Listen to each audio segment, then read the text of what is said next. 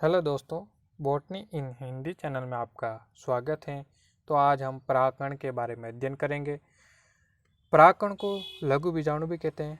परागकण एकोशिक, एक केंद्रकीय, अगुणित व आकार में गोलाकार होते हैं। जो वायु परागित पौधों में जो परागकण होते हैं उनका आकार छोटा होता है, वह संख्या में अधिक होते हैं।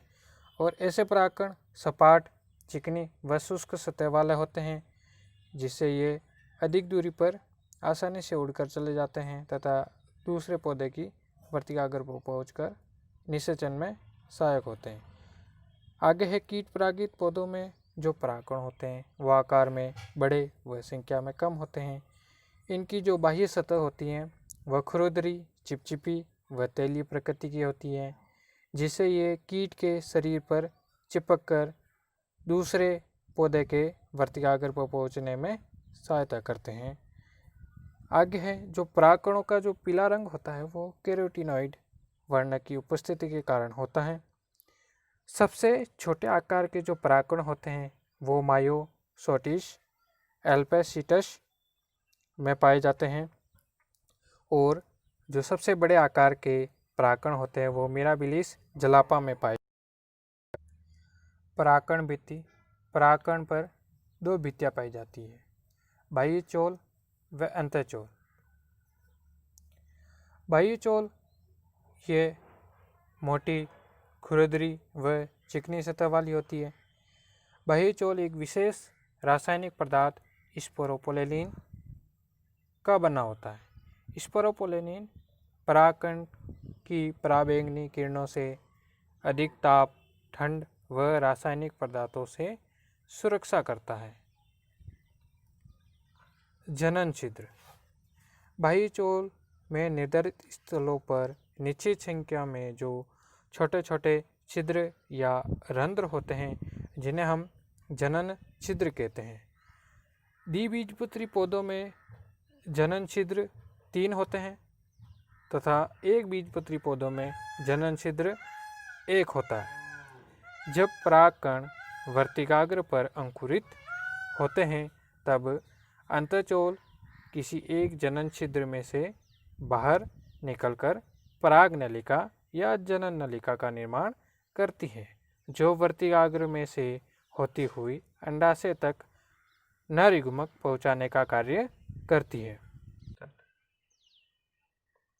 तो बाह्य भित्ति के बारे में हमने पढ़ा। अब हम पढ़ेंगे अंतःचोल के बारे में। यह बाह्य चोल द्वारा परिबद्ध पतला कोमल झिल्ली जैसा होता है। यह परागकण के कोशिका द्रव को ढके रहता है। इसके अंदर कोशिका द्रव भरा रहता है।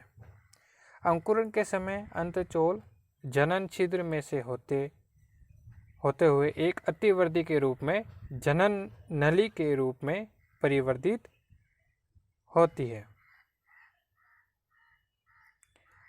आगे है परागकण का अंकुरण।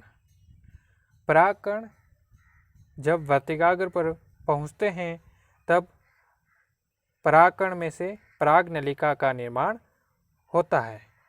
उसे परागकणों का अंकुरण कहते हैं। अब हम परागकण के अंकुरण की विभिन्न अवस्थाएं चित्र के माध्यम से समझेंगे। ये हमारे परागकण की बाह्य चोल हैं तथा ये अंतःचोल तथा ये इसमें कोशिका द्रव होता है तथा इसमें एक अगुणित केंद्रक पाया जाता है। अगुणित केंद्रक में समसूत्री विभाजन के फलस्वरूप एक कायिक कोशिका बनती है तथा दूसरी जनन कोशिका बनती है। कायिक कोशिका आकार में बड़ी होती है तथा जनन कोशिका आकार में छोटी होती है। जो जनन कोशिका होती है वो धीरे धीरे लंबी होकर कर्म रूपी दिखाई देने लगती है तथा अंतःचोल से चिपकी रहती है। अब ये जनन सेल अंतःचोल से दूर हटकर लगभग मध्य में आ जाती हैं। अब अंतःचोल वृद्धि करके जनन छिद्र से बाहर निकलकर पराग नलिका का निर्माण करती हैं तथा जनन कोशिका में समसूत्री विभाजन के फलस्वरूप 2 नर युग्मक का निर्माण होता है। अब पराग नलिका धीरे धीरे वृद्धि करती है तथा वर्तिका से होती हुई अंडाशय के बीजांड में प्रवेश करती हैं तथा एक नर युग्मक अंड कोशिका के साथ निषेचित होकर भ्रूण का निर्माण करते हैं तथा दूसरा नर युग्मक द्वितीय कोशिका के साथ संलयित होकर भ्रूणपोष का निर्माण करते हैं। धन्यवाद। ऐसे ही वीडियो और पाने के लिए हमारे चैनल बॉटनी इन हिंदी के साथ